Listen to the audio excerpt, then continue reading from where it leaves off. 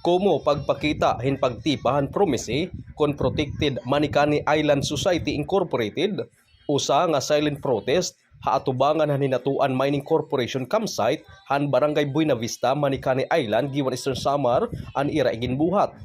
Durante ni han ginpahigayon nga transition tikang hiton care and maintenance nga da hiton mine operation.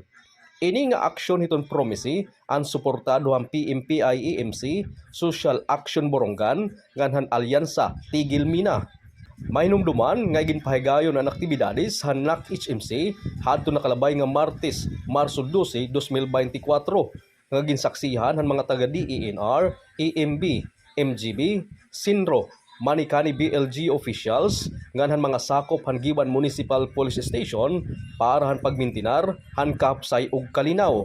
Lakip na adtong mga officers natikang han Nickel Asia Corporation Hinatuan Mining Company Manikani Nickel Project. Ang nasabi nga pitad han promisi ang nagpapakita han igindidigunan nira han diri pagtugot nga pagminahon an ira isla.